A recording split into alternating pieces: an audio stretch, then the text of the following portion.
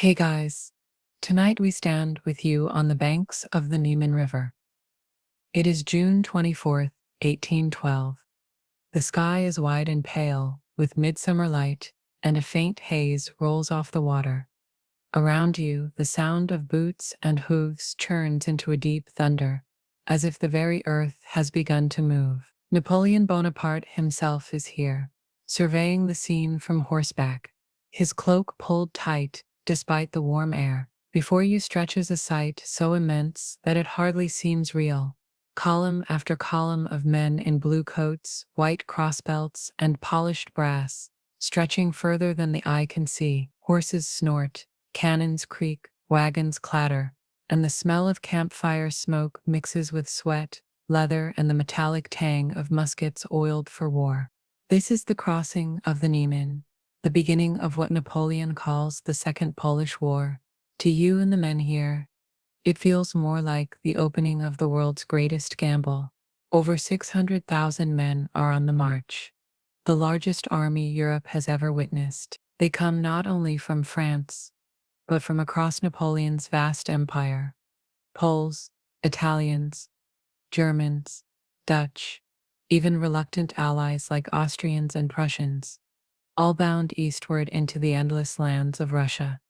You probably won't survive this statistically, you really won't. Before we go deeper, hit that like button if you're ready to march into the Russian steppe with me.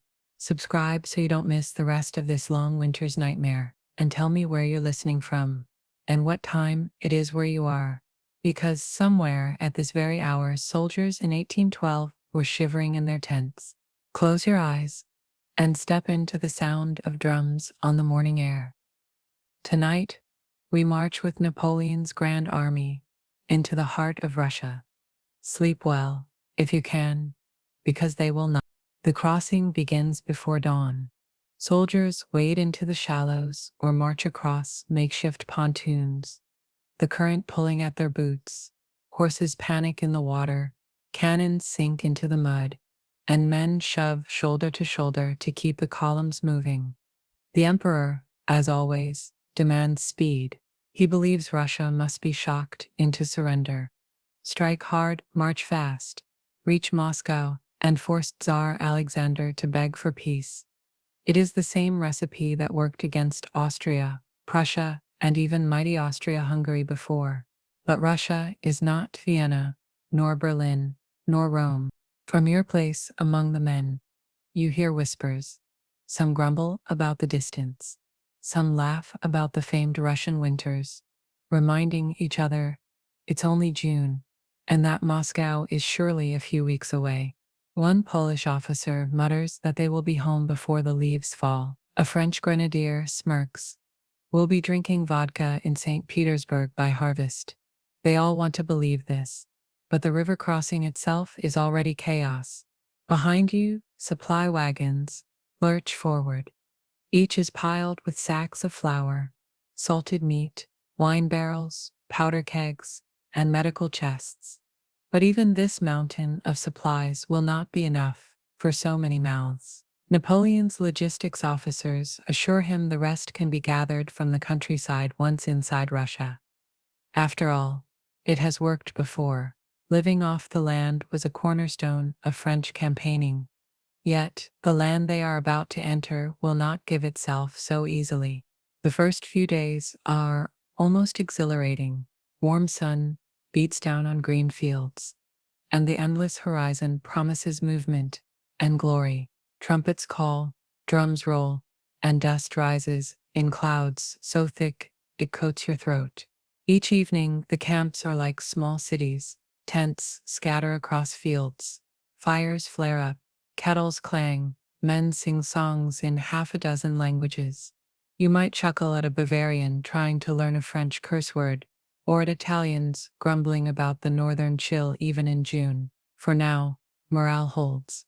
Still, even as the Grand Army spreads its wings across the Russian frontier, cracks are already forming.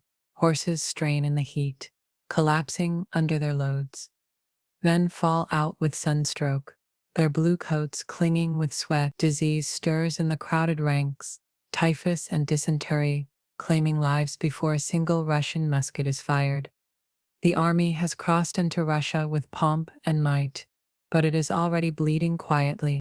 Napoleon rides along the columns, and you catch glimpses of him, short, stocky, face pale, eyes sharp. He rarely smiles, but when he does, it is brief and commanding, enough to make tired men straighten their backs. He reminds them they are part of history, that they march with the greatest army ever assembled. For a moment you believe him, yet you also notice the emperor squinting at the empty roads ahead. He is looking for the Russians, but they do not come. Villages appear on the horizon, clusters of wooden huts, onion-domed churches gleaming in the sun. The soldiers rush ahead expecting bread, livestock, supplies. Instead they find ashes. Smoke curls from blackened timbers. Wells are poisoned. Fields are stripped bare. The locals have fled, driving away their cattle, burning their own homes, leaving only silence. The army eats what little it can scavenge, half-rotten vegetables, an abandoned goat, a few barrels of rye, but it is never enough. Napoleon frowns. This is not the war of swift battles he imagined. This is a land turning itself into emptiness. As the days stretch into weeks, the Grand Army pushes deeper. You trudge mile after mile, your boots grinding down to shreds. The smell of sweat, horse dung, and burning villages never leaves you. Mosquitoes rise from marshes in clouds so thick they blot out the stars. Men slap at their faces until their cheeks bleed, cursing in every language. The joke going around is that the Russian army doesn't need to fight. Its allies, the flies and fever, will do the work for them. You begin to notice how quickly men vanish.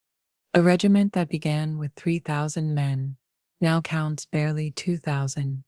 They are not dying in glorious battles, but slipping into ditches with fever, stumbling into swamps, or being left behind when their feet blister to raw meat.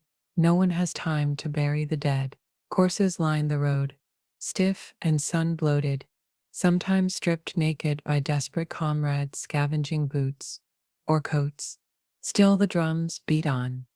You are part of a human river, rolling forward into Russia. Napoleon insists on speed, believing the Russians will soon be cornered. But the enemy never quite stands still. They retreat, always just out of reach, leaving scorched earth behind them. You march past another burned village, the air thick with smoke and the sharp smell of charred wheat. A French soldier mutters, "Even their bread runs away from us." It earns a laugh, bitter but necessary. By July, you realize the dream of a quick victory is already fading. The army has crossed into Russia with banners and confidence. But what lies ahead is not glory. It is emptiness, disease, hunger, and an enemy that refuses to play by the rules. Napoleon knows best. The Niemen River fades behind you. Ahead lies only more steppe, more smoke, more silence. The greatest army in Europe has begun its march, but already the shadow of winter waits at the edge of the horizon. The Russians do not meet you on open ground. They are there. You see the footprints, the ashes, the occasional glint of a Cossack's lance.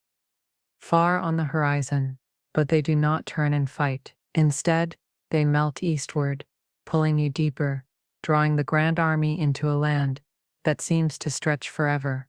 Napoleon had hoped for a grand battle, the kind that made his reputation at Austerlitz or Jena, a single crushing blow to force Tsar Alexander to sue for peace. But here in the vastness of Russia, his enemy's strategy is simply absence. The first real sign of their plan comes in the villages. Every hamlet you approach looks promising from a distance.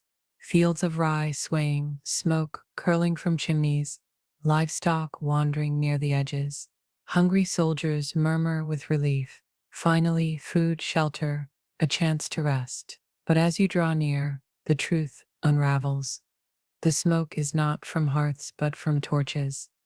The fields are not swaying with grain, but with flames. The livestock have been driven off or slaughtered. Wells stink of rot, poisoned with dead animals. Doors hang open, huts gutted. The Russians burn everything before you arrive. This is the scorched earth policy. It is not glorious, not even particularly heroic.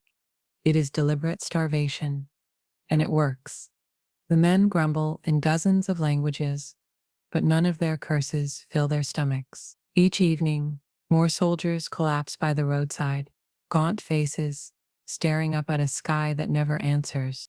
At first, Napoleon scoffs. He insists the Russians cannot keep this up, that sooner or later they must stand and defend their land. They are giving us territory for free, he tells his marshals. But you, trudging through yet another field of ash, wonder whether free is the right word. For every league you march east, the army pays in blood and hunger. The summer sun turns fierce. Dust rises from the columns, coating your skin, sticking to your lips until they crack. Horses drop by the hundreds, their ribs visible, tongues lolling from dry mouths. Dead animals litter the road, and the smell is unbearable. Men hack at the carcasses, carving strips of meat, risking sickness for one hot mouthful. A Polish cavalryman chews with bloody fingers and shrugs. Better dead from meat than dead from air. Disease spreads faster than rumors. Typhus, dysentery, fevers of every stripe run through the camps. One man lies down shivering at night and does not rise by morning. Tents become morgues. Wagons carry not food, but bodies. Priests mumble prayers until their voices grow hoarse. And still, the Russians do not fight. They retreat, always retreat, leaving you chasing shadows. You pass burned stacks of hay, charred granaries, even orchards where every tree has been cut down. It is destruction on a scale hard to comprehend. A French soldier mutters bitterly, "They fight with fire better than we fight with guns." Another jokes grimly, "Perhaps we should surrender to the ashes. They seem invincible." For the officers, the frustration is worse than the hunger. Napoleon thrives on battles. He is at his most alive when he can calculate lines, direct charges, outwit an opponent, face to face.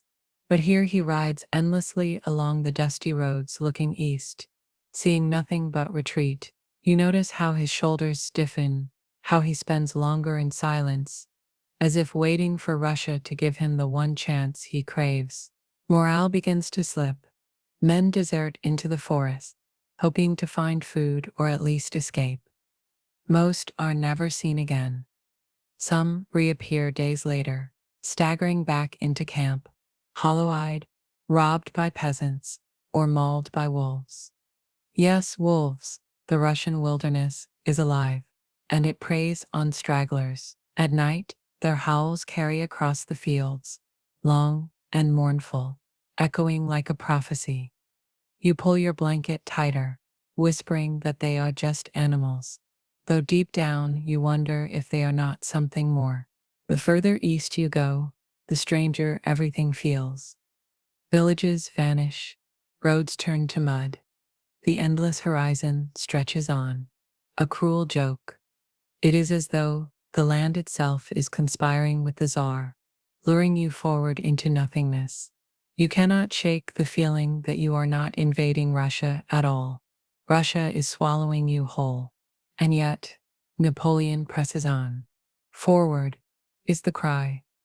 He refuses to turn back, refuses to admit the scorched earth policy is working. His pride is as relentless as the sun. Moscow, he insists. Once we have Moscow, the Tsar will come to his senses. But you, trudging through fields of ash and corpses, are less sure. You chew on stale bread that tastes of mold, sip water that smells of sulfur, and wonder whether Moscow is real at all, or just another mirage flickering on the horizon. The only certainty is hunger in your belly, dust in your lungs, and the faint laughter of the Russians, burning everything behind them. just out of reach. Remember when you thought you'd be drinking vodka by harvest? Well, it's harvest, and the only thing you're drinking is mud. The Grand Army marches on. Fewer now, sicker, hungrier, but still marching. Ahead lies Smolensk, where perhaps the Russians will finally make their stand. But the scorched earth has already begun its work. You feel it in your bones, and you know the land itself is becoming your enemy. The word comes down the columns like a whisper, passed from one weary throat to another. Smolensk, a city of stone, of walls, of stores, of something solid to seize. After weeks of tramping through ash and emptiness, it sounds like salvation. Soldiers perk up, shoulders straighten, boots drag less in the dirt. You can feel the mood shift, the belief that finally, the Russians will turn and fight. The road there is no easy march. The Grand Army pushes on in suffocating heat, dust rising so thick it chokes you. Every breath tastes like clay. Rations dwindle further. Your daily bread shrinks to a hard crust if you're lucky. Many scrape flour from abandoned mills, mix it with ditch water, and bake gray cakes that taste like dirt and grief. Meat is rarer still. Men boil horse bones to suck the marrow, or roast strips of leather until they can chew them down. Jokes about shoe soup stop being jokes, and yet, onward you go. The emperor rides among the men, his cloak brushing the flanks of his horse. He does not look tired, though you know he must be. His eyes burn with the same fever as always, the hunger for battle, for that decisive clash. He calls Smolensk the key to Russia. Take Smolensk and Tsar Alexander must answer. That is what he tells you. That is what you must believe. But before you even glimpse its walls, the army is bleeding. Disease gnaws at the ranks. Dysentery lays men low, in ditches. Typhus spreads like wildfire. Soldiers march one day and fall dead the next, their bodies stripped of boots by comrades who cannot afford pity. Horses collapse in heaps, their carcasses split open for meat before the flies can even find them. Cannon wheels crack on rutted roads. Wagons topple, supplies vanish faster than they arrive. By the time you near Smolensk in mid-August, Napoleon's proud host of over 600,000 has already shrunk to less than half that. And still, no great battle, only rumors of Russian armies shadowing your flanks, always retreating. It is like chasing smoke. Then, at last, fire on the horizon. The sky glows red, and thunder shakes the air. Smolensk burns. Russian cannon roar from the walls, answering the French artillery. The long-awaited clash finally begins. You run forward with the columns, musket clutched, heart pounding. The sound is unbearable. Drums, shouts, the crash of guns, the screams of horses. Smoke blinds you, thick and bitter, stinging your eyes. Napoleon orders an assault. His marshals drive men forward in wave after wave. You scramble through narrow streets, flames licking from windows, roofs collapsing with a roar. The smell of burning grain, tar, and flesh mingles until you gag. Russians fight fiercely from behind barricades, then fall back, then return. For hours, the city is a furnace of musket fire and screams. By nightfall, the French take Smolensk. You stagger through ruined streets, stepping over corpses sprawled in gutters, their faces lit by flickering flames. Around you, comrades cheer, raise muskets, cry out Vive l'Empereur. But the cheers are hollow, the city is rubble. Its stores are gone, its granaries torched, its wells fouled. You have captured only smoke. The cost is terrible. Thousands lie dead or dying. You see men crawling, their uniforms soaked with blood, hands outstretched for water that isn't there. Priests bless them quickly. Moving on to the next, the moans echo long into the night, until you can hardly tell if they are human voices or the city itself crying. Napoleon surveys the wreckage. He has won the city, but not the victory he wanted. The Russian army, battered but intact, slips away once more, retreating east. The emperor's jaw tightens. He has taken Smolensk, but he has not forced the Tsar's hand. For you, there is no glory here, only ashes in your mouth, blisters on your feet, and the realization that Russia is not yielding.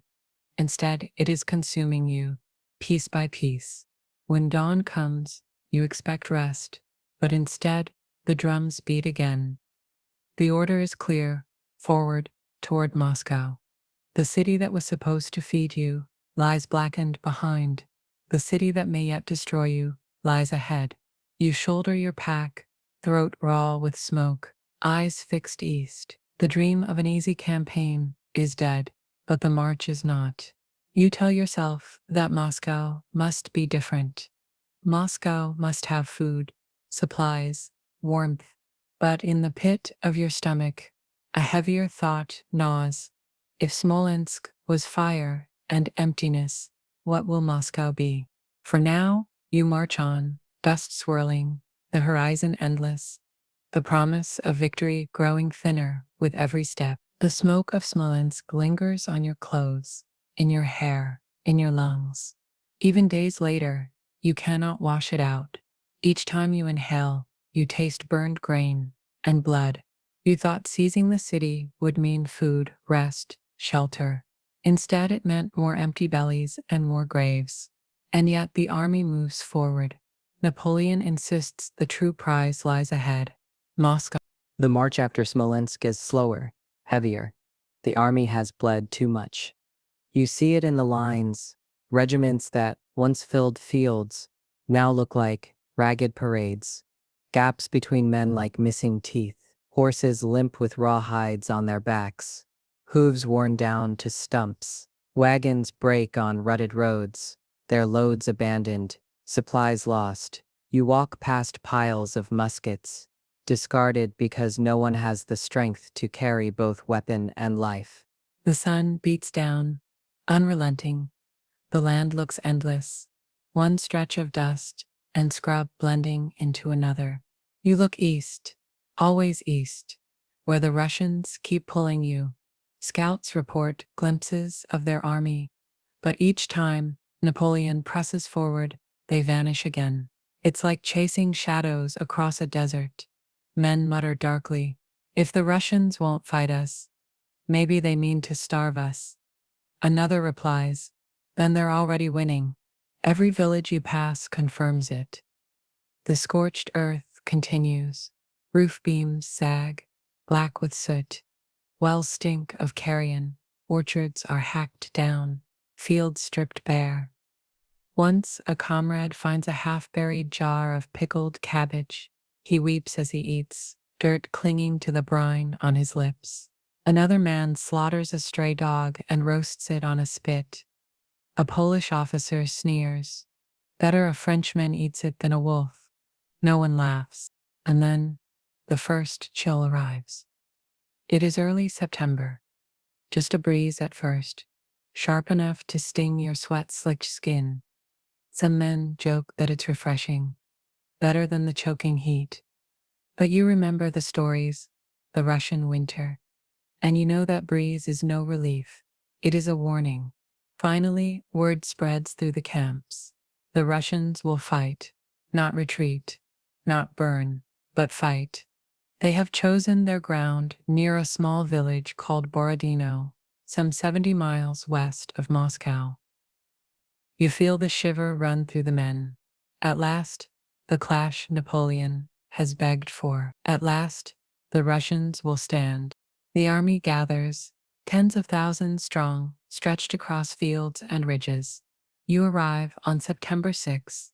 The landscape is rolling hills, a river, small woods, open ground, the kind of place Napoleon knows how to turn into victory. You smell gunpowder already as French artillery positions are dug.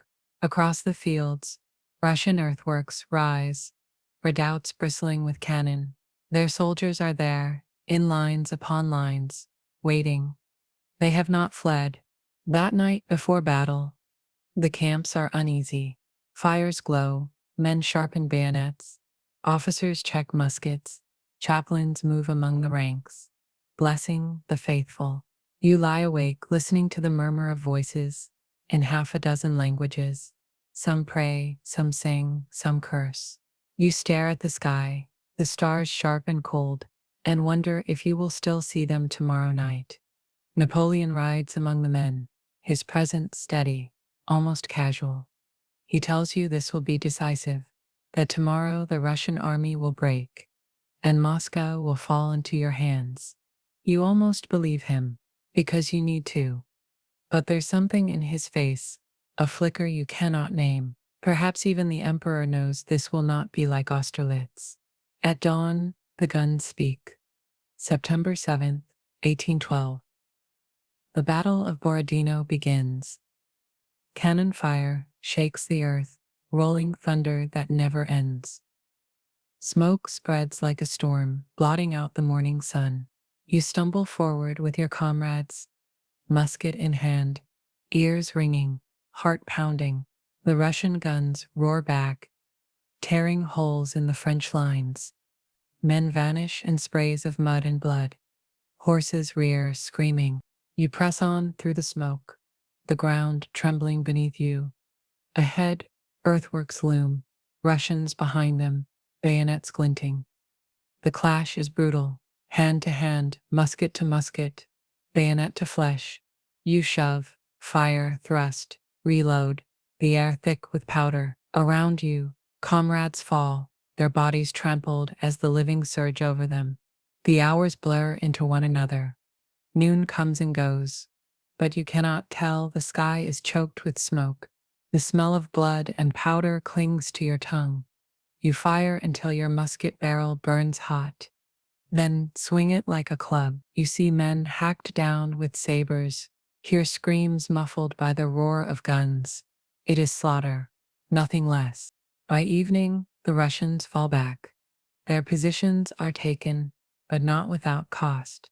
The ground is a carpet of corpses, French and Russian alike.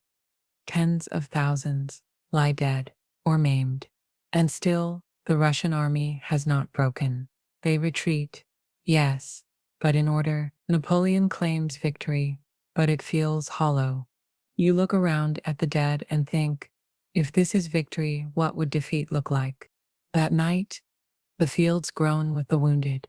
Cries echo through the smoke. You stagger past fires where surgeons work with saws, piles of severed limbs growing higher. You are alive, but you cannot feel like you've won. The Russians are gone, but so is much of your army. Moscow waits ahead, but you now understand. The road to it is paved not with triumph, but with fire and corpses. Borodino is behind you, but it is not forgotten.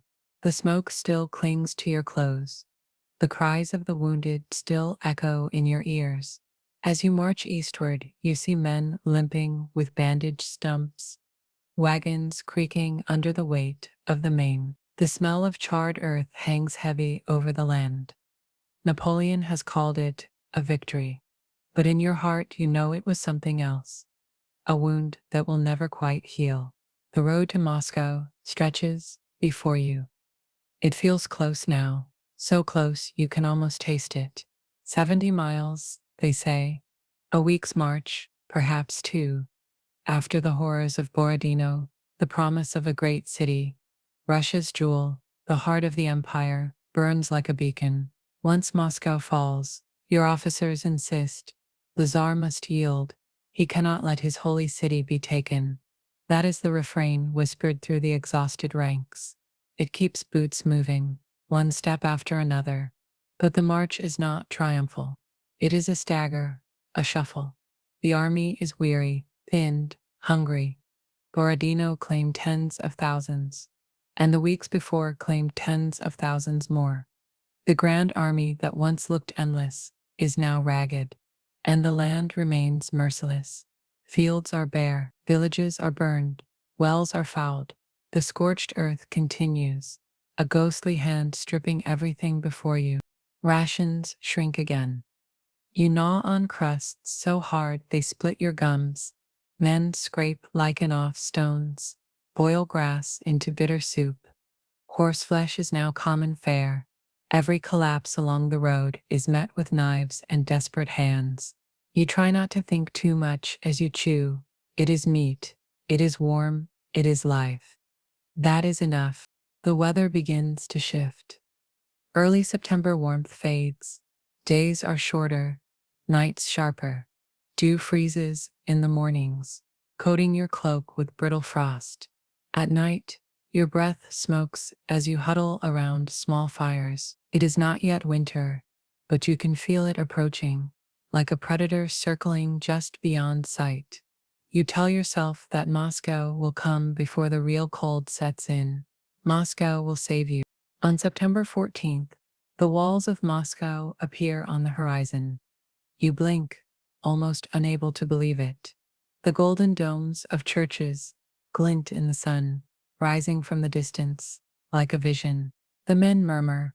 Some cheer weakly, some weep outright. After months of endless marching, fire, hunger, and loss, here at last is the city Napoleon promised.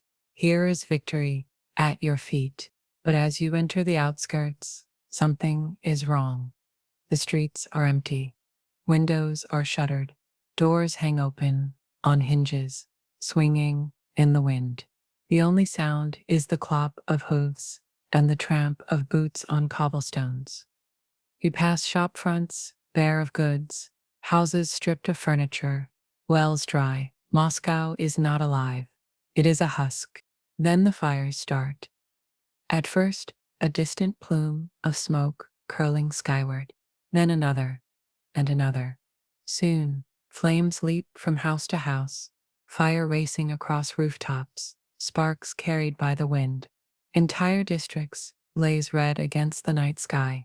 You stumble through streets lit by infernos, heat blistering your face, embers stinging your eyes. The crack of collapsing beams echoes like cannon fire. Panic spreads.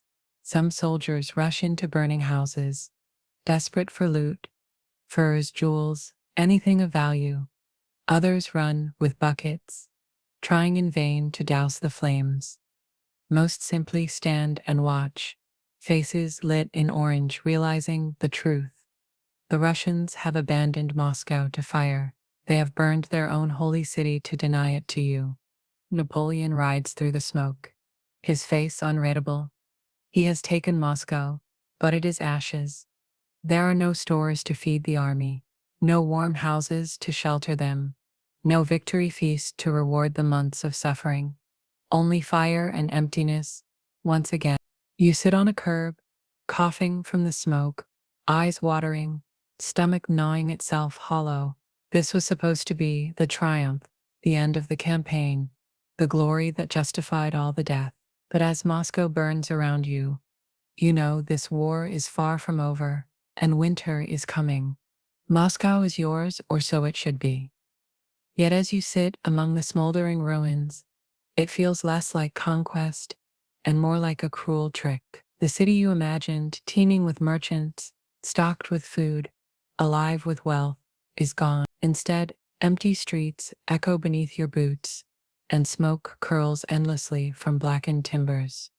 At night, the flames paint the sky a furious red, as if the heavens themselves mock the Grand Army. The Russians have stripped it bare. Before retreating, they emptied the city of people and goods, leaving only a handful of beggars and prisoners. Even the nobility fled, dragging their servants and treasures east. It's as though Moscow itself has vanished into the wilderness, leaving behind only a skeleton. Still, Napoleon moves into the Kremlin, setting up court in the heart of the ruined capital. His officers spread through the districts, trying to salvage what they can. Looting becomes a way of life. Soldiers scavenge through abandoned mansions, prying silver candlesticks from tables, tearing velvet curtains from windows, stuffing pockets with icons and jewels. Some drape themselves in furs and parade about like mock princes. For a moment, you laugh. It is absurd, a parody of victory, but laughter dies quickly when the hunger remains. Food is scarce. The few cellars not torched yield moldy flour, spoiled meat, and barrels of vinegar. Wine flows freely, and drunkenness becomes common, but it fills no stomach. Men roast stray cats, scrape moss from stones, dig for roots in frozen ground. Discipline frays. Officers shout, threaten, lash, but even they are gnawing on scraps. The Grand Army has taken the mightiest city in Russia and is starving inside it. Napoleon waits. That is the plan. Hold Moscow, and Tsar Alexander must come to terms. Surely he cannot bear to see his holy city in French hands. Surely peace will come. So Napoleon lingers in the Kremlin, writing letters, issuing proclamations, watching the smoke drift over his so-called prize. He sends envoys to the Tsar. No answer. He waits another week. Still nothing. The men grow restless. Fires continue to flare, sometimes set by Russian arsonists who slipped back into the ruins. Every night, you hear shouts as flames catch in new districts. By day, you watch smoke rise in fresh columns. Moscow is not conquered. It is dying beneath your feet. The nights grow colder. September gives way to October, and frost grips the ground each morning. You wake to find your breath steaming in the air, your blanket stiff with ice. Fires become harder to feed. There is little wood that isn't damp or already burned. Men shiver in their rags, coughing, cursing, clutching themselves for warmth. Napoleon still believes the Tsar will yield. He must. The emperor insists. His face set, his eyes hard. Peace will come, but you know what you feel in your bones. Winter. It creeps closer, each night, biting harder, waiting for its chance. Rumors run through the camps. Some say Alexander has sworn never to negotiate, while a single Frenchman stands on Russian soil. Others whisper that new Russian armies are gathering in the east. Still others mutter that the Cossacks are closing in, waiting to strike. You don't know what is true, but you know one thing. Staying here means dying. One evening, as the sun sinks blood-red behind the smoldering city, you sit with your comrades around a weak fire. Someone mutters, "We should have stopped at Smolensk." Another replies, "We should have stopped at the Niemen."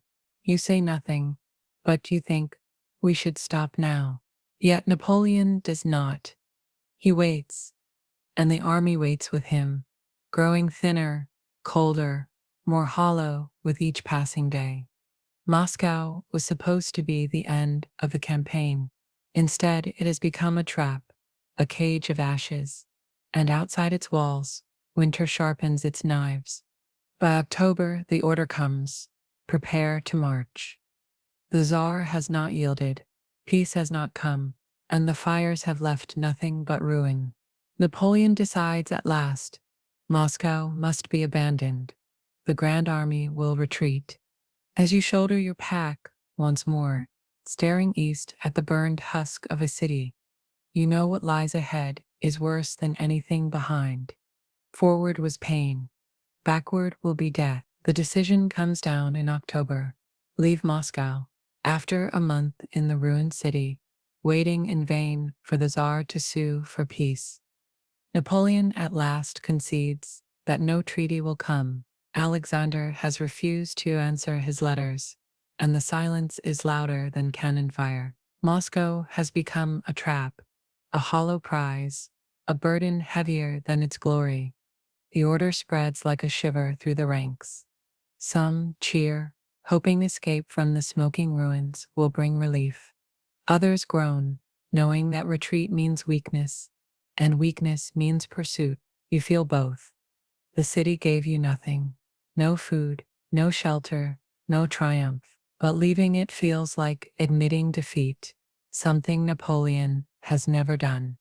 The army begins to file out on October 19th, boots crunching on frost-hardened ground. The columns snake through Moscow's blackened streets, past gutted churches and crumbling mansions, past smoldering ruins where once golden domes gleamed. Behind you, the fires still burn. Ahead, the road stretches west, toward Smolensk, toward survival, or at least the attempt. The weather is already shifting. Days shorten, nights bite harder. A cruel wind cuts through threadbare uniforms. Many soldiers lack cloaks, their coats shredded from months of wear. Some wrap themselves in rags, carpets stolen from Moscow. Even women's dresses looted in desperation. You laugh weakly at the sight of grenadiers in brocade gowns. But the humor is brittle. It doesn't warm you. Supplies are worse than scarce. The few wagons that roll out of Moscow are piled with loot instead of bread. Silver, jewels, icons, all glittering, all useless when your stomach cramps with hunger. Men curse the officers who chose plunder over food. Some break open chests in the night, scattering gold into the mud, furious that they cannot eat it. Napoleon still speaks of order, of discipline, of the plan to retreat southward through fertile regions. He insists the army will regroup, rest, rearm. But you hear whispers, Cossacks shadowing the columns, Russian armies pressing from behind, the land ahead, as bare as the land you've already crossed. You remember the scorched earth. You know the Russians will not let you live off their land so easily. Marching out of Moscow, you feel the difference in the men. They are thinner, quieter, shadows of themselves. Once they marched with drums and songs. Now they shuffle, heads bowed, each step an act of will. The air carries not triumph, but resignation. The first snow falls in late October. At first it is beautiful, flakes drifting like feathers, settling softly on cloaks and caps. Some men smile, catching them on their tongues. But within hours the beauty turns cruel. The snow deepens into slush, soaking boots, freezing feet. The wind grows sharper, driving flakes into eyes, numbing fingers. Fires sputter in the damp, hard to keep alive. That night, dozens do not wake, their bodies stiff beneath thin blankets. Each day of retreat brings fresh misery. Roads clog with wagons stuck in mud and snow. Horses collapse, their carcasses quickly stripped for meat.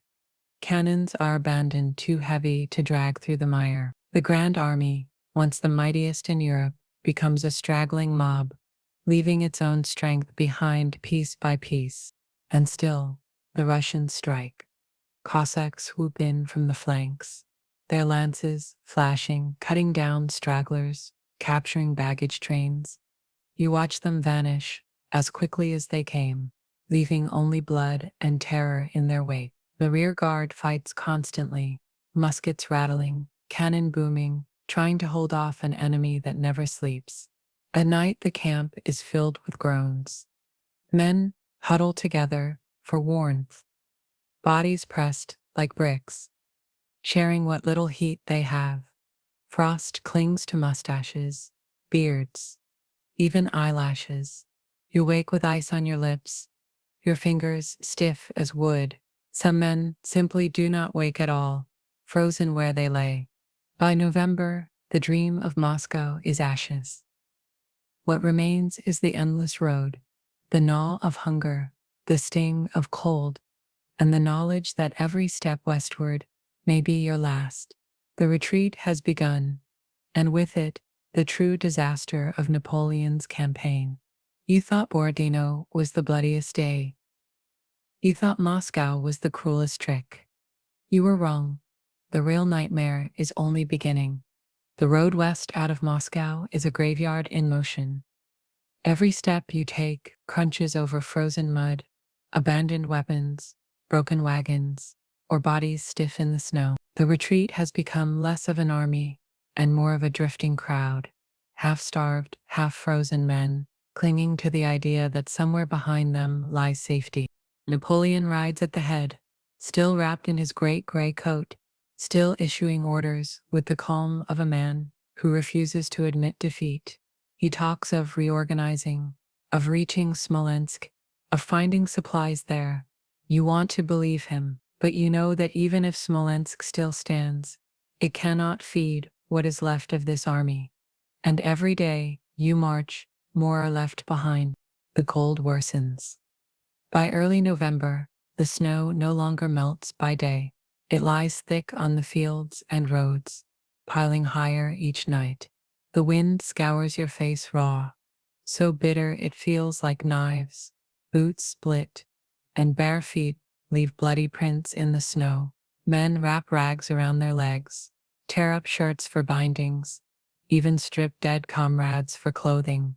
A Bavarian near you laughs grimly, saying, "The dead keep us warm better than the living." He isn't wrong. Food is nearly gone. What little flour remains is rationed to dust. Soldiers boil leather straps, gnaw at belts, chew horsehide roasted over weak fires. When horses collapse, their carcasses are stripped within minutes.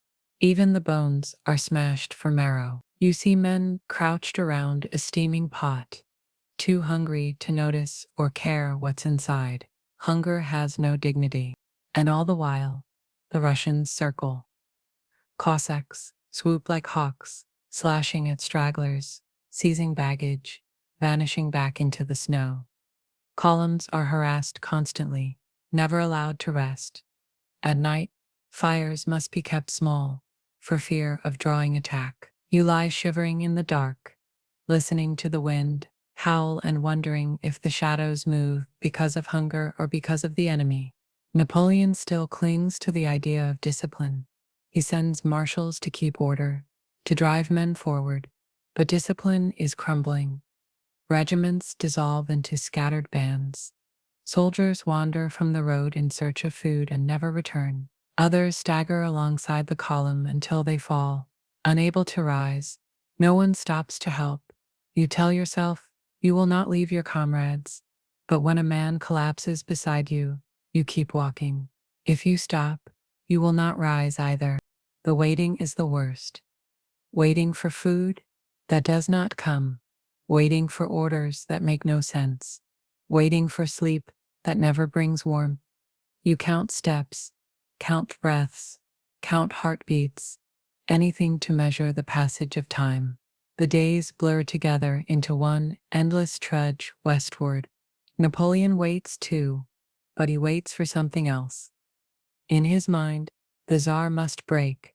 He must see the Grand Army's presence in Moscow, its retreat, its persistence, and yield. Yet Alexander does not. He watches, he waits, and he lets the winter fight his war. You notice how the emperor's face has changed. His pale skin is drawn tight, his lips thinner, his eyes harder. He rides silently more often now, hunched in his greatcoat, speaking little. Perhaps even he feels the weight of the silence from St. Petersburg. Perhaps even he knows that winter and hunger are enemies no strategy can outmaneuver. As November drags on, the retreat becomes less about reaching Smolensk and more about surviving one more day, one more night. You no longer think of victory. You no longer think of glory. You think of bread, of fire, of a blanket that is not stiff with frost. And all the while, the snow falls.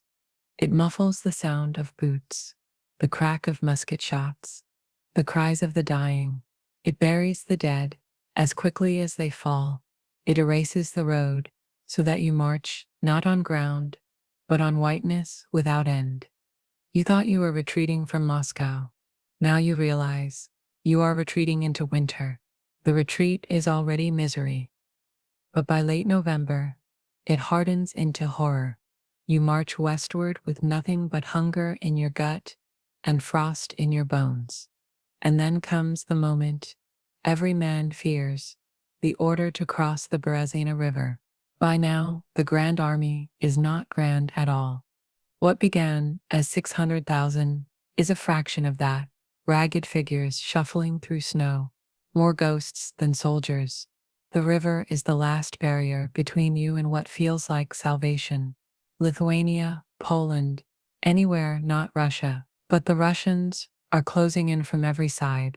Kutuzov presses from the rear.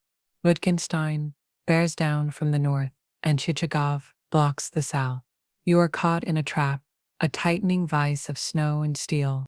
The Berezina is swollen, ice flows grinding in the current, its banks steep and treacherous. To cross without bridges would be suicide. And yet somehow, Napoleon demands it. His engineers, those poor devils, are ordered to build pontoons from whatever they can scavenge. Trees are felled, wagons dismantled, houses torn apart. Men work waist deep in freezing water, ice forming in their beards, hands raw and bleeding as they hammer timbers together. Many collapse where they stand, swallowed by the current. You watch them vanish and know they will never surface again. Still, the bridges rise, two frail spans, trembling under their own weight. Napoleon himself watches the work, pacing in the snow, silent, grim. He knows this crossing will decide everything. If the army cannot pass, it will be destroyed on the river's edge. On November 26th, the attempt begins. Cannon thunder from the Russian lines. Iron shot tearing the air. Smoke chokes the banks. Men stumble forward under fire. Horses scream. Wagons overturn. The bridges groan as thousands pour across. Boards buckling. Gaps opening where planks splinter. Men shove, trample, claw their way forward. You feel the crush of bodies all around. Boots grinding against boots. Muskets slamming into ribs. One misstep and you are underfoot, or worse, into the river. In the river is death. Men slip from the edges, arms flailing, cries swallowed as the current drags them under ice. Horses plunge, kicking wildly, dragging riders down with them. You glimpse faces in the freezing water, mouths open in silent screams, then gone. Those who try to swim clutch at the edges of the ice, fingers breaking as they freeze solid. The air is madness. Cannon roar, muskets crack, voices scream in half a dozen tongues. Officers shout until their throats bleed, trying to keep order, but order is long gone. The bridges heave under the weight, swaying like branches in a storm. You run with the mass, every step a gamble, every breath filled with smoke and fear. You are not crossing a bridge. You are walking a knife's edge between survival and the frozen abyss. By miracle or madness, you reach the far bank. You stagger into the snow, chest heaving, legs trembling, eyes wide. Behind you, the bridges still thrash with life. Thousands more pouring across, and then with a splintering crack, one collapses. Hundreds plunge into the Berezina, their cries cut short by water and ice. The survivors on your side stand silent, watching. Some weep, some laugh hysterically, some simply sink into the snow where they stand. The crossing is not victory. It is escape, bloody, chaotic, and bought at terrible cost. Napoleon himself crosses, wrapped in his greatcoat, expression unreadable. He has saved a fragment of his army from annihilation, but the Berezina has devoured thousands of the men who stagger from the far bank. Many are wounded, frostbitten, half dead already. The Russians still close in, but somehow you have slipped their jaws for now. You look back one last time at the river, choked with wreckage, ice, and bodies drifting like logs. The Berezina has become a grave, but you, for reasons you cannot fathom, are still alive. And then the march continues. No rest, no warmth, only westward into the snow. You wonder how much more can be asked of you, how much more can be taken, before there is nothing left to march. The Berezina fades behind you, but its ghosts do not. Every step westward feels heavier, as though you are dragging the river itself with you. The survivors march on, gaunt and hollow, their uniforms little more than rags, their muskets abandoned, their eyes sunken and wild. You are no longer an army. You are a procession of the condemned. The snow deepens. By early December, it is knee-high, swallowing boots, pulling at every step. The road is barely a road at all, buried beneath drifts and churned to slush by wagons that can no longer pass. Horses collapse more often than they walk, ribs jutting, eyes rolling. Men fall beside them, too weak to rise, too numb to care. Each morning, the ground is littered with frozen bodies, stiff as statues, their faces gray and serene. You don't even flinch anymore. Death has become as common as breath. Food is gone. The last biscuit was eaten days ago. The leather straps you boiled are gone too, chewed into nothing. Now desperation has no limits. Men roast strips of flesh from dead horses, gnaw on bark, scrape handfuls of snow just to trick their stomachs into feeling full. There are whispers, dark, unspoken whispers, about men who carve from their comrades when hunger drives them past reason. You don't ask, you don't look too closely. You just keep walking. The frostbite is everywhere. Fingers blacken, toes shrivel and fall off. Faces swell and crack, skin splitting open until blood freezes in red crystals. You see men stumble, their boots full of blood and ice, leaving trails of crimson across the snow. They march until their legs give way, and then they lie down, curling like children, sighing once before sleep takes them forever. No one stops. No one can. The Russians harry you still. Cossacks dart in from the flanks, spears flashing, sabers slicing through the weak. They never need to engage the whole column. The stragglers, the wounded, the desperate, they are enough. You hear their cries behind you, then silence. Wolves, too, stalk the column, howls echoing at night, closer each evening. Sometimes you cannot tell if the shadows following you are men or beasts. And perhaps it doesn't matter. Napoleon's marshals do what they can. Ney, Davout, Murat, names once legendary, now reduced to herding skeletons westward. Ney, in particular, refuses to abandon the rear guard. He fights like a man possessed, rallying scraps of regiments, turning back ambush after ambush, his face black with powder, his eyes blazing. Men call him the bravest of the brave, and in these nights, it feels true. But even courage cannot fill bellies or warm frozen flesh. You notice how the emperor has changed. He no longer rides proudly along the columns. He keeps to his carriage, wrapped in furs, moving silently.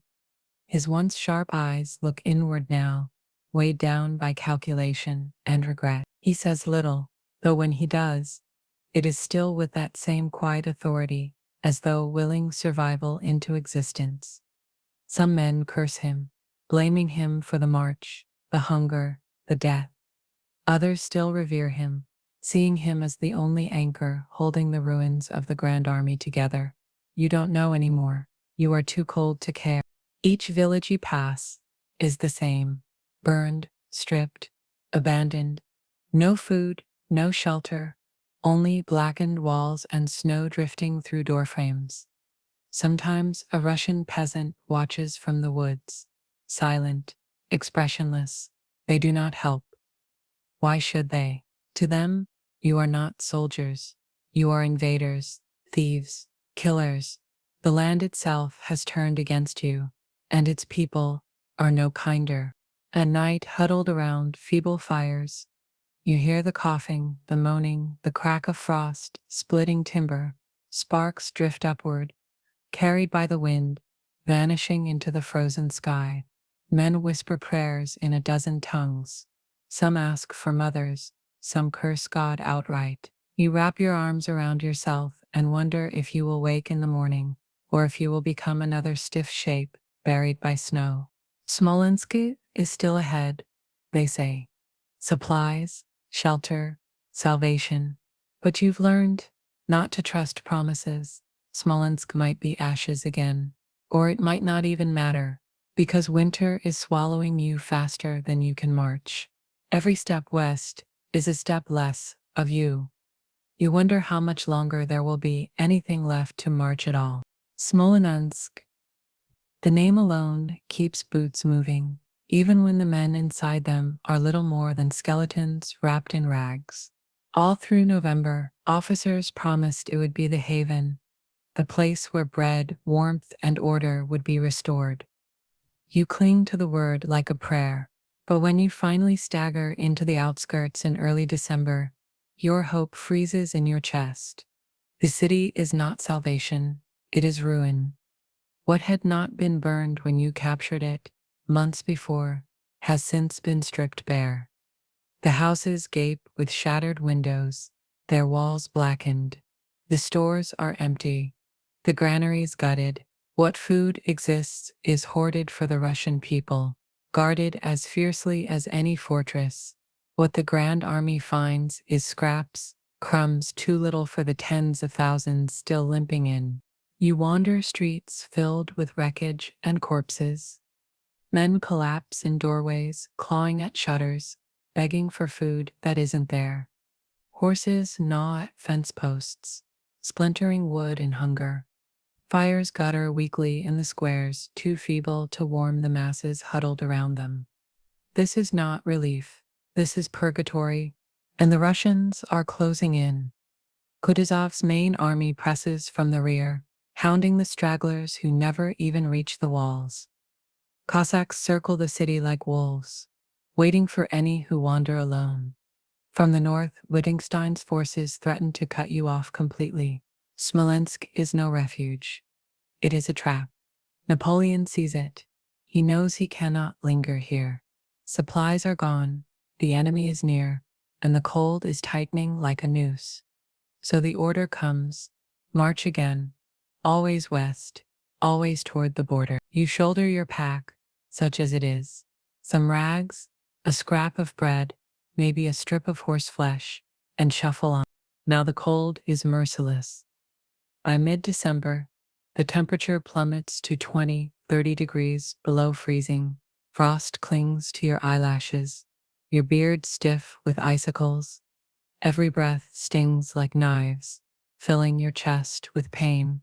Fingers blacken and fall away. Toes rot inside boots. Men walk until their legs give out, then lie down in the snow, sighing as if finally allowed to rest. You step around them without stopping. If you stopped for all the fallen, you would never move again.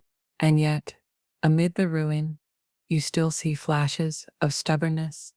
Marshal Ney, refusing to give ground, fights rearguard battles as though commanding a full corps rather than scattered remnants.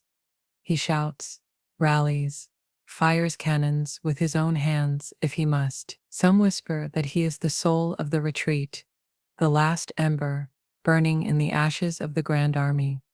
You cling to him like a beacon. If Ney fights, perhaps survival is still possible. The bridges west of Smolensk clog with bodies. Soldiers, civilians, wagons, artillery, everything jammed together in one desperate stream. You hear the creak of wood, the screams as men topple into icy rivers, swallowed instantly. You push forward, shoulder to shoulder, teeth clenched against the crush. If you fall here, you will never rise. Beyond Smolensk, the land is worse than before. Villages lie silent, their people hiding, their stores locked. Wolves grow bolder, slipping between the columns at night, dragging away the weak. You wake to find blood in the snow, paw prints circling the camp. You wonder how many of the shapes lying still are victims of hunger and cold, and how many of teeth and claws. Napoleon rides less often now. He stays in his carriage, silent, wrapped in furs. Rumors swirl that he is sick, that he is despairing, that he is already thinking of France. of the throne he must protect. You no longer look to him for hope. Hope is smaller now. A scrap of bread, a few hours near a fire, one more dawn alive. You thought Smolensk would save you. Instead, it has broken the last illusion. There is no salvation in Russia. No bread, no shelter, no peace. Only snow and hunger and the endless road westward. The days after Smolensk are the darkest yet. The city, instead of salvation, was only another graveyard, and leaving it behind feels like stepping into the mouth of winter itself. December now rules the land. The snow is no longer soft, it is iron. The wind howls like a living thing, lashing across your face, peeling the skin from your lips. At night, the cold is so sharp, it seems to slice into your bones. You no longer sleep. You collapse into brief blackouts, waking stiff and shuddering, grateful each time you can still feel your own heart. The army, once an endless river, is now a trickle. What began as 600,000 men is reduced to scattered columns of scarecrows. Their uniforms hang in tatters, epaulets torn away, boots bound with rags. Some men wear women's furs taken from Moscow. Others drape themselves in carpets. A few wrap strips of parchment stolen from libraries, desperate for anything to keep out the wind. Dignity is gone. Survival is the only uniform now. Hunger devours you from the inside. Bread has vanished. Flour is a memory. Every horse is already eaten. Every leather strap boiled and chewed.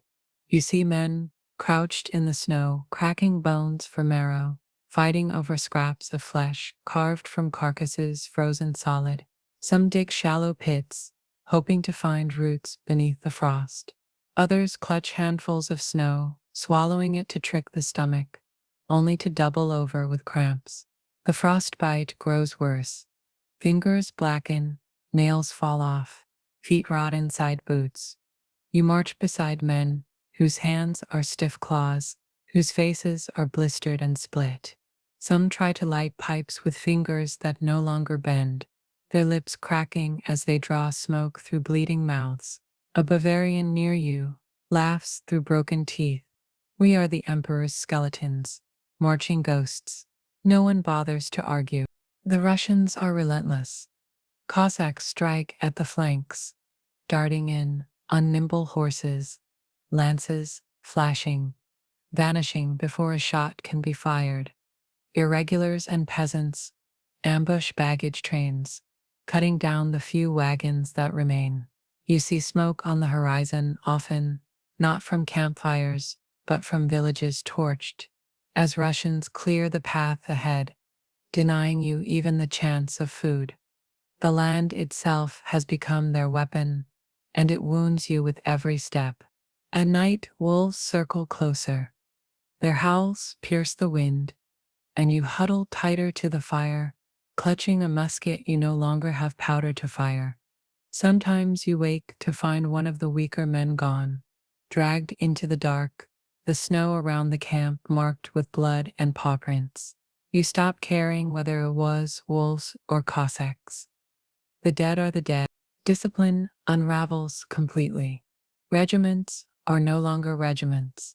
Flags are lost, drums abandoned, officers ignored, men march alone, or in small knots, bound not by loyalty but by the need for companionship against the cold.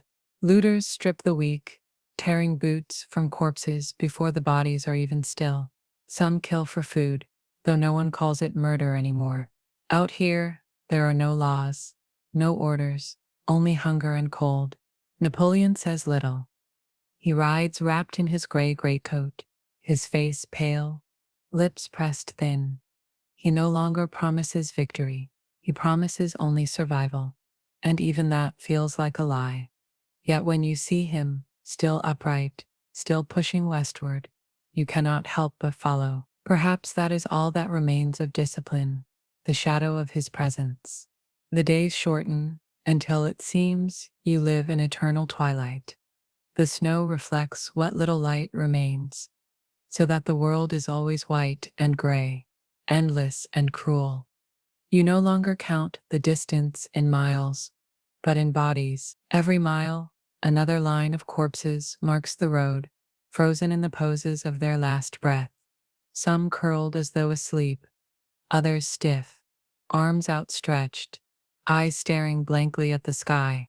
And yet, you march on. Not because you believe in Napoleon, not because you believe in France, but because something inside you refuses to stop.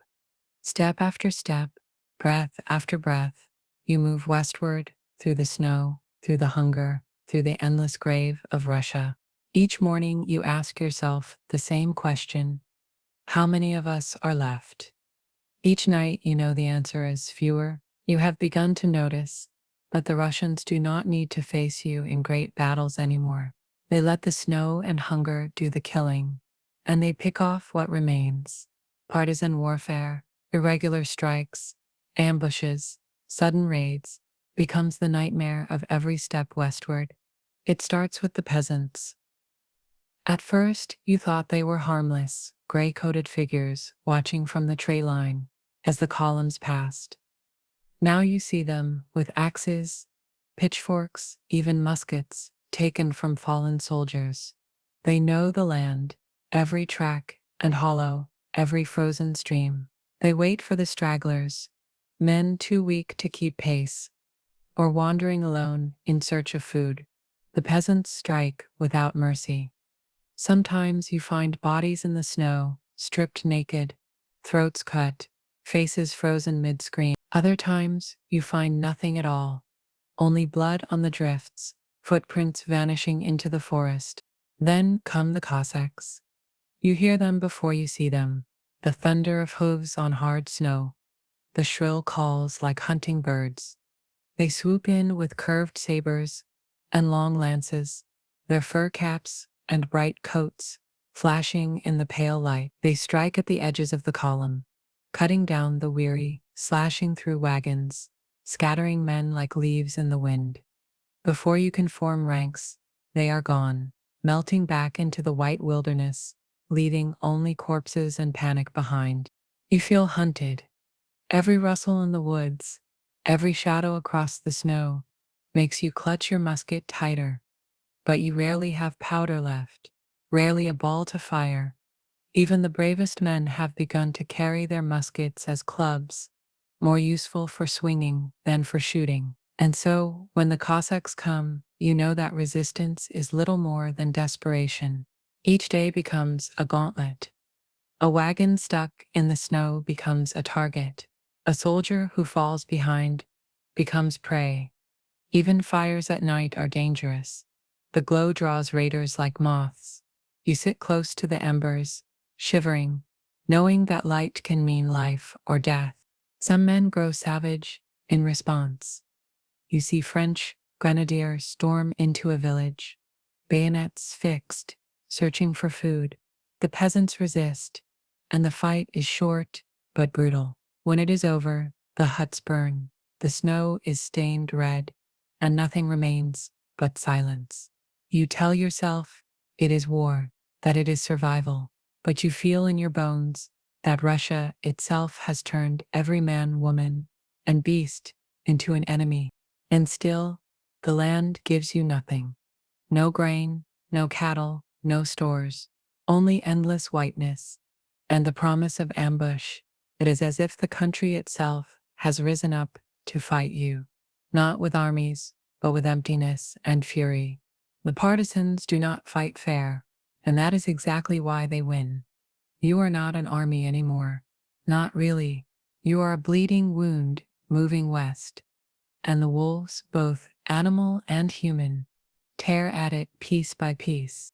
At night, lying in the snow with your cloak stiff as wood, you listen for the sound of hooves in the distance, the sharp cry of Cossacks, the sudden crack of muskets in the dark. You know that if they come, there will be no defense, only flight or death. You once marched into Russia with the might of Europe at your back. Now you march out as prey, chased by shadows through the endless cold.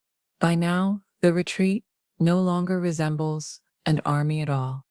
Whatever sense of ranks and order remained has collapsed under the weight of cold, hunger, and despair. Men shuffle west in scattered bands, ragged figures draped in furs, carpets, rags, anything to keep out the bite of the wind.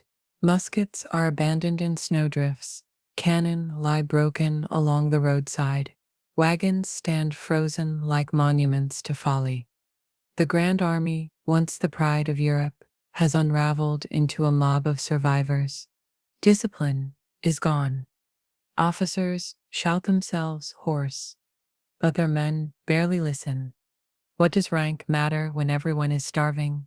Hunger rules more absolutely than Napoleon himself. Men steal from comrades, tear food from the hands of the weak, strip boots from the dead before the bodies are even cold. You see fights break out over a crust of bread, over a scrap of horsehide, over the warmth of a cloak. Knives flash in the snow, and sometimes no one bothers to stop it. In this winter, the law of survival is the only law left. The camps at night are pitiful shadows. Gone are the rows of tents, the proud banners, the orderly fires. Now men huddle in hollows, dug in the snow, bodies pressed together like logs, shivering against the wind. Fires are rare, wood is scarce, and flames risk drawing Cossacks. Most nights you lie in the dark, your cloak stiff with frost, teeth chattering so violently you fear they'll crack. Around you, the silence is broken only by the occasional groan, or the sudden stillness when a man beside you goes quiet forever. The march by day is no better. Men stumble in silence, their faces gray, their lips split and bleeding. Some sing or mutter prayers to keep their minds from shattering, but most shuffle forward in a daze, eyes blank. You watch men step off the road into drifts, sink down with a sigh, and never rise again. No one stops them, no one has the strength. You tell yourself you will not be one of them, but every day the thought whispers louder. One step, one drift, one rest, and it will all be over. Loot still clings to some men, jewels from Moscow, silver candlesticks, silks, once prized, now they are curses. You see men toss gold into the snow, furious at its weight, at its uselessness. One soldier smashes a chest open, scattering coins, screaming, "Bread, not this, bread." The coins glitter briefly in the pale sun, then vanish beneath falling snow. Even the officers lose dignity. Marshals ride in silence, eyes hollow, their fine uniforms shredded. Some cling stubbornly to their orders, others drift in despair. The emperor himself says little. You glimpse him rarely now, wrapped in his gray coat, riding in his carriage, his face a mask. Once he was the sun around which the Grand Army revolved. Now he is just another figure swallowed by winter's shadow. The jokes are gone. Once men laughed about eating boots, about marching ghosts, about Moscow's fire. No one laughs anymore. Words are precious, saved for curses or prayers. You find yourself counting steps, counting breaths, just to measure the day. Each night you marvel you are still alive. Each morning you wonder how. Discipline, order, glory, these were the things Napoleon built his empire upon. Out here in the snow, they are stripped away. What remains is raw humanity, cold, starving, desperate, clinging to life, 1 hour at a time. You are no longer a soldier. You are simply a body in motion, one among thousands dwindling into hundreds, into tens, into fewer still. And winter marches with you, patient, merciless, certain. By December, what is left of the Grand Army can hardly be called an army at all. The line of men, crawling westward, is a broken thread across the white emptiness, scattered knots of survivors, gaunt faces peering from rags, bodies bent double against the wind. Each dawn, fewer rise than lay down the night before. Each dusk, the column grows shorter. Napoleon knows what must be done. He cannot save them all, not anymore. His empire stretches far beyond Russia, and word of his ruin here will shake every throne in Europe. He must return to Paris to preserve his power. So, in the first week of December, at Smorgoni, he calls his marshals together. In a bare hut, lit by guttering candles, he informs them of his decision. He will leave the army. They will continue the retreat without him. For a moment, the men around him are silent, stunned. Some bow their heads, accepting the inevitable. Others bristle, unable to believe the emperor would abandon them. But Napoleon is calm. He tells them he must protect France, that the survival of the nation depends on his presence in Paris. He places Marshal Murat in command, later handing responsibility to Ney and Berthier. Then, quietly, he slips away. You hear the news as a rumor at first. Napoleon is gone. He has left the army. At once, disbelief surges through the ranks. Some curse him, spitting, raging, calling him coward, deserter, betrayer. Others defend him. Without him, France is lost. He must go. We must march on. You feel only emptiness. He led you here, and now he is gone. You wonder if you will ever see his gray coat again. The march does not stop. Murat takes command, but Murat is not Napoleon. The cavalry king looks splendid on a horse, plumes flying, but he lacks the emperor's steel. Discipline crumbles further. Men scatter from the roads, searching for food, shelter, anything. Columns dissolve into clusters of desperate souls, trudging through snow like wanderers. The Russians press harder. With Napoleon gone, they sense the weakness. Kutuzov's main force hounds the retreat, striking at the rear. Wittgenstein and Chichagov close in from the flanks. Cossacks never rest, darting in, slashing with sabers, vanishing again. The survivors call them wolves, and the name fits. You live in constant fear, waiting for the sudden thunder of hooves, the sharp cry in the wind that means death is at your back. The cold deepens.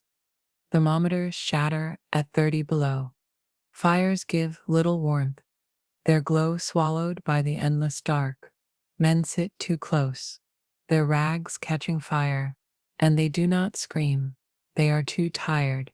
They burn like candles, until comrades drag them aside. The smell lingers, heavy and sweet, turning your stomach even as your hunger gnaws. You see sights that would have shocked you months ago, but now you barely blink.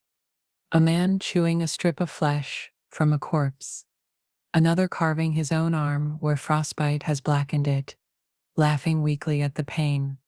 Priests still murmur prayers, but fewer listen. Some curse heaven outright, others mutter only one word, home. Napoleon is riding west, far ahead, escorted swiftly through Poland and Germany, already weaving the tale he will tell in Paris. But you are still here, one of the thousands stumbling through snow, every step a battle. You no longer think of him as leader or savior. He is a name, a shadow, already fading into memory. Out here, there is no emperor, only cold, hunger, and death. And yet, somehow, you keep moving. Your legs carry you forward though they feel carved from ice. Your breath rasps in your chest, each inhale slicing like glass. You do not know why you keep going. Habit, instinct, the faint thread of survival that refuses to break. Napoleon may have left, but you remain, still walking west, still fleeing a land that has already claimed most of your comrades. The question is no longer whether you will win. It is whether you will live to see the border at all. The border is close, so close you can almost taste it. But every mile feels like a lifetime. By mid-December, the survivors are little more than hollow figures, dragging themselves through the snow. Of the Grand Army that once shook Europe with its thunder, barely a fraction remains. You are one of them, though you no longer know how. The land around you is silent now. Even the Cossacks attack less often, content to let winter do the work. The wolves still prowl, their howls threading through the night, but you hardly flinch at them anymore. Hunger has dulled everything. Fear, pain, even hope, faded to nothing but the next step, and the next. The men who remain hardly resemble soldiers. They shuffle in clumps, rags tied around limbs, their faces blackened with frostbite, eyes hollow. Muskets are gone, banners abandoned, cannon left to rust beneath the snow. You are not an army. You are a trail of corpses, slowly thinning into nothing. And yet, one figure still shines in the chaos. Marshal Ney, the bravest of the brave. He fights at the rear, always at the rear, rallying scraps of men, refusing to yield. When Russian fire tears through the columns, Ney stands firm. When Cossacks swarm, he cuts them down. His presence is a spark, small but stubborn, keeping the last fragments together. Without him, perhaps none would reach the frontier. Day after day, you stumble westward. The sun rises weakly, a pale smudge in the frozen sky, then sinks quickly back into darkness. The snow glows faintly at night, reflecting moonlight, making the world a vast and endless grave. You count your breaths, your steps, your heartbeats. Sometimes you wonder if you are already dead, if this march is the afterlife. At last, near the end of December, you see it, the Niemen River. The same river you crossed with drums and banners 6 months before. But now, there is no thunder, no trumpets, no glory. Only silence and the crunch of boots worn down to nothing.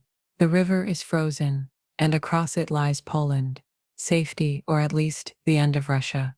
Crossing is almost dreamlike. You walk over ice slick with frost, the wind whipping at your face, your legs trembling not from fear, but from exhaustion.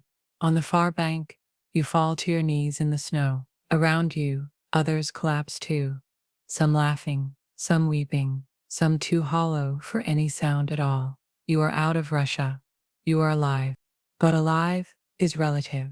Of the more than 600,000 men who marched east in June, perhaps 30,000 stagger back across the Niemen. The rest lie in Russian fields, in forests, in snowdrifts, in mass graves, in the belly of wolves. The Grand Army is gone. You think back to the start, the drums, the banners, the confidence that Moscow would fall and the Tsar would yield. All gone now, burned away by hunger, cold, and death. You are left with only memories and scars that will never fade. You do not feel like a victor. You do not feel like a soldier. You feel like a shadow, one of the few who survived the winter. Napoleon lost his army. And now, as the march finally ends, you let the weight of it drift away. The frozen road is behind you, the endless white wilderness fading into memory. You breathe slowly, deeply, letting the air fill your chest without pain. No drums, no shouts, no cannon fire. Only silence, soft and forgiving. Close your eyes and picture the river once more, not as a barrier, but as a release. The ice beneath your feet is firm, carrying you gently westward. The snow, once your enemy, now feels soft, like a blanket spread across the land. The cold that once cut like knives now soothes, cooling your skin, calming your heartbeat. The faces of the fallen pass through your thoughts, not as horrors, but as companions, each one finding rest in the snow. The hunger, the fear, the endless marching, these two soften, fading like echoes in the distance. What remains is the simple rhythm of breath, in and out, steady, certain. You are safe now. The road is no longer endless.